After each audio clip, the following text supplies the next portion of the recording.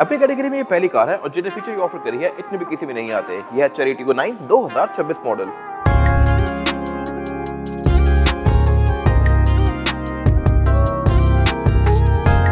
और साइज के लिहाज से ये गाड़ी एक ई सेगमेंट की एसयूवी है। मोस्टली गाड़ियां पाकिस्तान में सी या डी आ रही होती हैं, ये उन दोनों से ज्यादा बड़ी है और एक प्रॉपर 7 सीटर गाड़ी है। 7 सीटर वाली कैटेगरी में सेंटा फे भी आ रही है, बट ये उससे भी ज्यादा बड़ी है। फन फैक्ट यहाँ पे ये है कि ये गाड़ी फॉर्च्यूनर से भी 1 इंच ज्यादा बड़ी है। इसकी लेंथ है 189, फॉर्च्यूनर की 188 होती है। और डिजाइन लैंग्वेज के लिहाज से ये गाड़ी काफी हद तक मर्सिडीज से इंस्पायर्ड है। इसमें रिम, गाड़ी की लुक्स, इंटीरियर काफी हद तक मर्सिडीज से इंस्पायर्ड है और फीचर्स के लिहाज से ये गाड़ी बहुत लोडेड है। इसमें एडएस आता है लेवल 2 प्लस का, यानी कि फीचर्स में बहुत नेक्स्ट लेवल है, वो मैं एक्सप्लेन करूंगा अंदर जाके।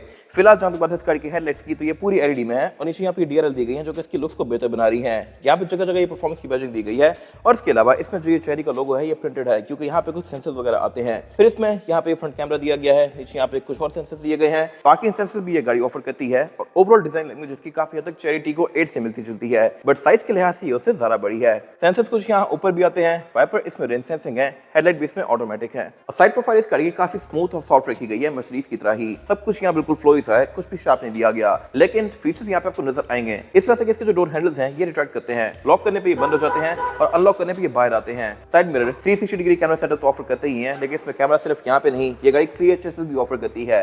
कैमरा सेटअप इसमें आता है 540 डिग्री, फिर से ब्लाइंड स्पॉट पॉइंटर्स भी हैं, साइड मिरर हीटेड भी हैं, ऑटो रिट्रैक्टेबल भी हैं और इसमें फिर जो रिम्स हैं ये भी 20 इंचेस के हैं। More on that letter. और ई सेगमेंट का असल बात आपको लगता है यहाँ पे आके, ये गाड़ी लॉन्ग व्हील बेस वाली होती है और इसमें जो रेयर डोर है ये अच्छा खासा बड़ा है। मोस्टली गाड़ियों के डोर इससे काफी छोटे होते हैं, ये काफी बड़ा है और फीचर्स यहाँ पे भी काफी सारे दिए गए हैं। ये मैं जो कवर करूंगा। फिलहाल जहां तक बात है इस वाले की, तो यहाँ पे मोस्टली गाड़ी में फ्यूल टैंक होता है, इसको आप यहाँ से करेंगे और एक फुल चार्ज में ये गाड़ी तकरीबन 170 की रेंज दे सकती है, जो कि बहुत ज्यादा है। हैवल या BYD वगैरह तकरीबन 100 तक जाते हैं, ये 170 जाता है और ये गाड़ी फ्यूल और इसको मिला के तकरीबन 1400 की रेंज दे सकती है, जो कि अगेन एक बहुत जबरदस्त फिगर है। एवरेज के लिहाज से ये गाड़ी नेक्स्ट लेवल है और इसमें फिर क्वार्टर ग्लास भी बैक पे बहुत बड़ा दिया गया है और इस कैटेगरी में ये पहली कार है जिसमें मैंने इतना बड़ा देखा है। और इसकी वजह यह है क्योंकि इसमें यहाँ पे सीट्स भी दी गई हैं। थर्ड रो सीट्स में एंट्री भी आप यहीं से ही होंगे, एंट्री एक्सिट यहीं से दी गई है। और इसकी विंडोज के बारे में एक और मजे की चीज है, वो ये है कि ये डबल ग्लेज हैं।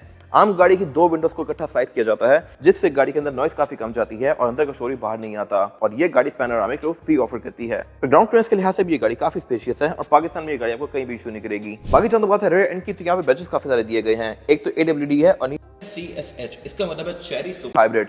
सुपर हाइब्रिड सिस्टम आजकल काफी यूज हो जा रहे हैं, जेको में भी सुपर हाइब्रिड आता है, ये कार भी है और ये दोनों ही गाड़ियां एवरेज के लिहाज से बहुत बेहतर हैं। बाकी इसमें टेलगेट पावर्ड है जो कि अनलॉक करने पे ऑल द वे अप जाएगा लाइक दिस। और इसमें थर्ड रो सीट्स आती हैं, इनको अगर आप ओपन कर लें तो यहाँ पे ट्रंक कैपेसिटी खास नहीं बचती, लेकिन अगर आप फोल्ड करें तो फिर ट्रंक कैपेसिटी बहुत ज्यादा हो जाती है। फोल्ड आप इनको मैनुअली करेंगे और इसके अलावा यहाँ पे सीटिंग कैपेसिटी भी ठीक है, कितनी है मैं कवर करूंगा आगे अंदर बैठ के। नीचे यहाँ पे कुछ टूल किट्स वगैरह दी गई हैं, टेलगेट की हाइट को आप एडजस्ट भी कर सकते हैं और इसके अलावा इसमें टेल लाइट्स भी एंड टू एंड कंटिन्यू करती हैं। इसके बारे में इंटरेस्टिंग चीज ये है कि इसमें बैक पे एग्जॉस्ट 2 आते हैं, लेकिन इसकी कोई टिप्स बाहर नहीं दी गई। बैक पे प्रॉपर डुअल एग्जॉस्ट दिए गए हैं, लेकिन उनको छुपा के रखा गया है।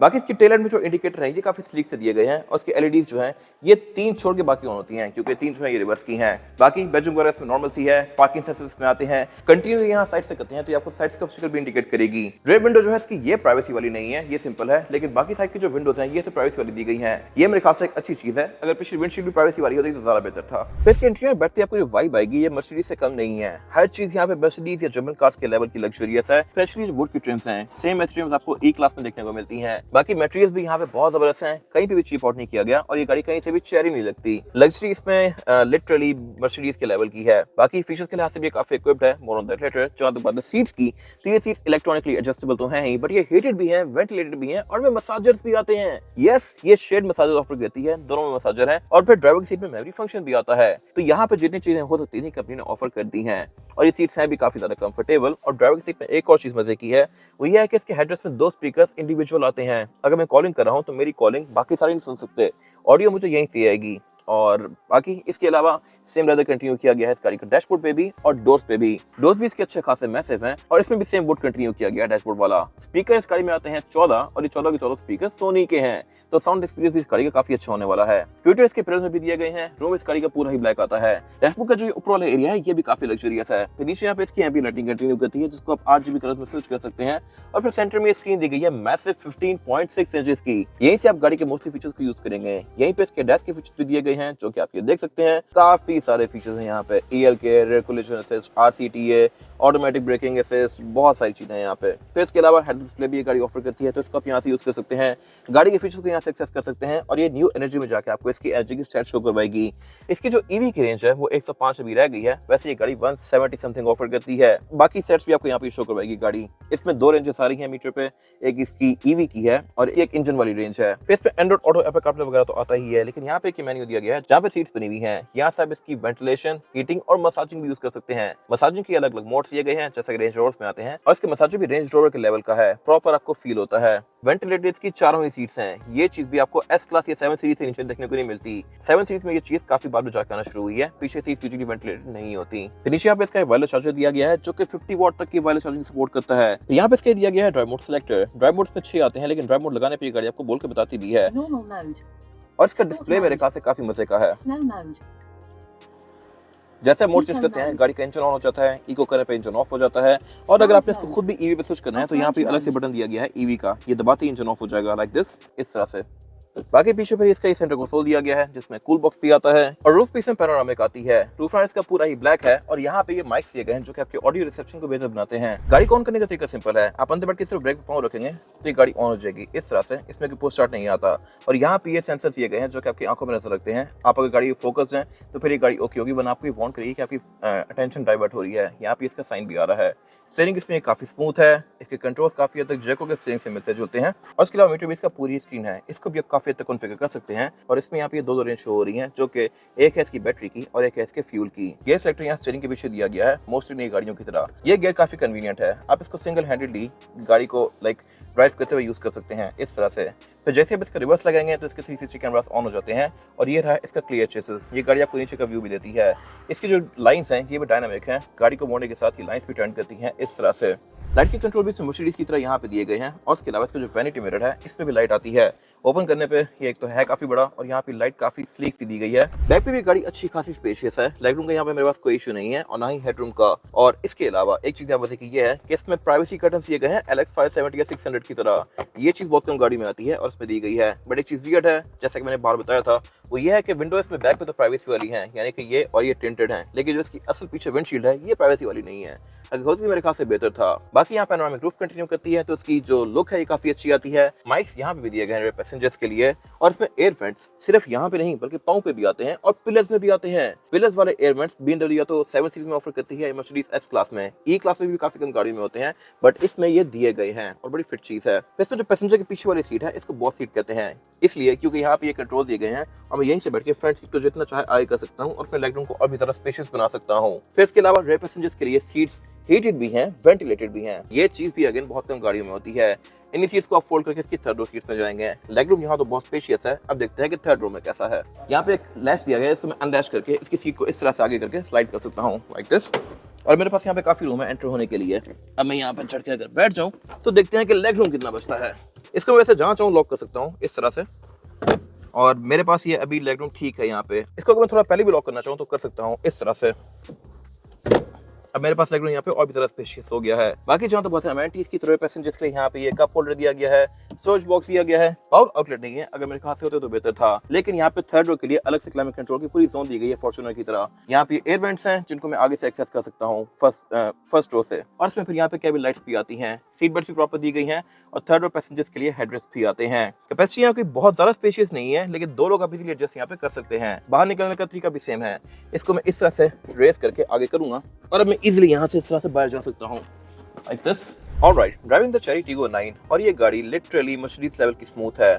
मुझे बायस नॉइज भी काफी कम आ रही है अंदर, और ओवरऑल गाड़ी की फील भी काफी जबरदस्त तो है ही। लेकिन सबसे मजेदार चीज है इस गाड़ी का परफॉर्मेंस फिगर, 610 हॉर्स पावर और 900 plus newton metre of torque. तो टेस्ट करते हैं कि ये लाइक ऑन रोड कैसा फील होता है। मीटर में गाड़ी मुझे रोड की काफी सारी चीजें शो करवा रही है। जो लेन्स हैं वो ये लेन रीड भी कर रही है, और इसके अलावा आगे जितनी गाड़ियां हैं तो वो भी यहाँ पे गाड़ी मुझे रीड करके बता रही है। बाइक है तो बाइक का भी बता रही है।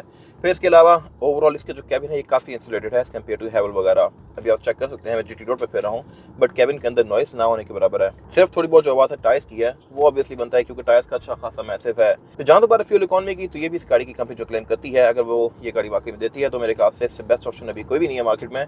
और इसकी जो प्राइस है वो है 1,36,94,000। अगेन इस प्राइस पॉइंट पे भी काफी कम ऑप्शन हैं। परफॉर्मेंस के लिहाज से हेवल PHEV इसके आसपास भी नहीं आती। ये गाड़ी सारा इक्विप्ड है और प्योर EV पे ये गाड़ी 170 किलोमीटर देती है।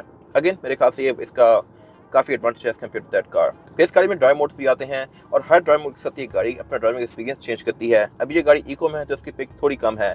इसको अगर मैं स्पोर्ट में करूंगा तो ये गाड़ी थोड़ा सा उठती है और आपको बताती है कि गाड़ी स्पोर्ट में हुई है। अभी मैंने इसका एक्सीलरेटर बिल्कुल सेम रखा हुआ है, कोई चेंज नहीं करूंगा, लेकिन स्पोर्ट में करती है गाड़ी थोड़ा सा जर्क देती है इस तरह से, लाइक थोड़ा सा तेज होकर आपको बताती है कि स्पोर्ट मोड लगा है। फिर स्पोर्ट मोड लगाने पे इस गाड़ी का जो स्टीयरिंग का रिस्पॉन्स है ये भी थोड़ा सा हार्ड हो जाता है और ओवरऑल इसकी ड्राइव थोड़ी सी बेहतर हो जाती है एक्सेलरेशन के लिहाज से भी। इसमें दो मोड्स हैं, EV और HEV। HEV पे करने के बाद आपको इस गाड़ी का प्रॉपर आउटपुट आता है। अच्छा, जैसे इस गाड़ी का इंडिकेटर ऑन करते हैं और स्टीयरिंग टर्न करते हैं तो ये गाड़ी मुझे इसकी है साइड का व्यू दिखा रही है। जैसे इसमें क्लियर है तो इसके मुझे रोड भी शो करवा रही है। फिर इसमें हेडअप डिस्प्ले भी आता है तो ये गाड़ी की मुझे वाइटल स्टैट्स वगैरह सारी इवेंट स्क्रीन के अंदर शो करवा रही है। मुझे 12 मीटर को देखने की जरूरत नहीं है। फिर इसमें क्योंकि 6 ड्राइव मोड्स आते हैं तो इनमें आप स्विच करके परफॉर्मेंस को अपने हिसाब से टेलर कर सकते हैं। इको में इसकी थोड़ी परफॉर्मेंस कम होती है, स्पोर्ट में करने पे ये गाड़ी सही उठती है। अभी मैंने इसको स्पोर्ट पे किया तो इसका इंजन ऑन हो गया है और अब इसको भगा के देखते हैं कि इसका रिस्पांस कैसा है। ओके, तो इस गाड़ी को मैं स्टैंड स्टिल पे ले आया हूँ। ड्राइव मोड इसका स्पोर्ट्स है और अब चेक करते हैं इस गाड़ी का 0 to 100। तो 3, 2, 1।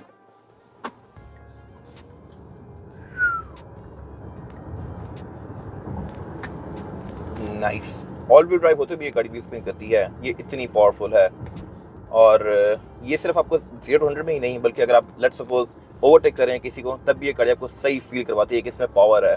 और 600 horse power, like it's not a joke, ये गाड़ी डिलीवर भी करती है। साइज के लिहाज से ये गाड़ी एक E सेगमेंट की गाड़ी है, लेकिन स्टिल इसकी टर्निंग किसी भी छोटी गाड़ी जितनी है। ये गाड़ी काफ़ी ज़्यादा टर्न होती है और इसका ब्रेकअप रिस्पॉन्स भी काफ़ी सॉफ्ट है। यूजुअली गाड़ियाँ हार्ड होती हैं और ब्रेकअप ऐसे झटके मारती हैं, बट इस गाड़ी के केस में ये सही फ्लोई सी राइड ऑफर करती है मर्सिडीज की तरह। इस गाड़ी में रीजन भी आता है, यानी कि रीजनरेटिव ब्रेकिंग, और उससे ये गाड़ी खुद थोड़ा ब्रेकिंग करती रहती है। इसका एक्सपीरियंस थोड़ा सा डिफरेंट था एज कम्पेयर टू आम गाड़ियाँ। अब जैसी रेस से पाँव उठाते हैं गाड़ी खुद स्लो डाउन होना शुरू हो जाती है और इसका फायदा है, एक तो ये गाड़ी खुद चार्ज होती रहती है और दूसरा फायदा यह है कि इससे वेरिएंट ब्रेकिंग का कम होता है। गाड़ी खुद ही ब्रेकिंग करती है तो ब्रेक पैड्स आपका यूज़ कंपैरेटिवली आम गाड़ियों से कम होते हैं। फिर इससे गाड़ी की रेंज खुद थोड़ी थोड़ी बढ़ती रहती है और अगर लेट्स सपोज आप मरी से वापस आ रहे हैं तो ये गाड़ी जितनी चार्जिंग पे निकली थी उससे ज़्यादा ही नीचे पहुंचेगी। फिर इसमें टायर से जाता है ह्यूमंगस 245, 50 और 20 का। रिम यहाँ पे 20 इंचेस का है जो कि काफ़ी हद तक माई बैक से इंस्पायर्ड है और इसमें सेंटर कैप जो है ये भी कंसील्ड है। सेंटर में जहाँ पे नट्स होते हैं वहाँ पे प्रॉपर कैप दिया गया है जिससे लुक नीट आ रही है और टायर भी इसमें कूपर का है, तो ये मेरे ख्याल से एक अच्छा कॉम्बिनेशन है। बाकी इसमें फिर ऑल व्हील डिस्क ब्रेक आती है। ये गाड़ी है भी ऑल व्हील ड्राइव क्योंकि 610 हॉर्स पावर करती है। अगर सिर्फ फ्रंट व्हील होती तो ये व्हील्स भी नहीं करती रहती। फिर इसके बोर्ड पे भी चीप आउट नहीं किया गया, ये डबल टैप वाला है BMW की तरह। दो दफा अंदर से खोलने के बाद आप फ्रंट पैकेज को सिर्फ ऊपर उठा देंगे इस तरह से, और इसमें हाइड्रोलिक भी आते हैं।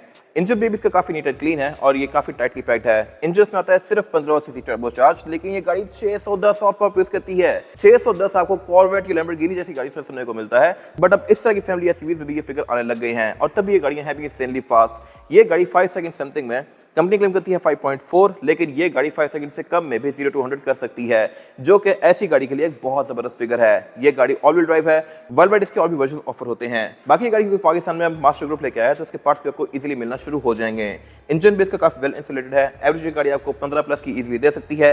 चार्ज करके इससे आप 170 किलोमीटर प्योर EV के ले सकते हैं और इसकी कंबाइंड रेंज है 140 किलोमीटर। ये सारे फिगर्स मिलकर मेरे खास इस गाड़ी को पाकिस्तान में काफी अच्छा ऑप्शन बनाते हैं। बाकी इसमें ABS, traction control, drive modes ये सब आता ही है। ट्रांसमिशन में आती है 3 स्पीड DHT और इसके अलावा फ्यूल टैंक है इसका 70 लीटर्स का। इस गाड़ी की एक्स फैक्ट्री प्राइस है 1,36,94,000 रुपए और ये सेगमेंट स्पोर्ट के पास ब्रांड न्यू अवेलेबल है। ब्रांड न्यू गाड़ी की प्राइस है कुछ नहीं बच्चे चेंज रहती हैं, तो एग्जैक्ट प्राइस जानने के लिए आप दिए गए नंबर पर कॉल कर सकते हैं। ये और इसके अलावा और भी बहुत सारी ब्रांड न्यू कार्स हमारे पास रेडी अवेलेबल होती हैं, तो इन्फॉर्मेशन के लिए आप दिए गए नंबर पर कॉल कर सकते हैं। और अगर आपको वीडियो पसंद आई है तो इसको लाइक जरूर कीजिएगा, चैनल को सब्सक्राइब जरूर कीजिएगा। Thank you for watching.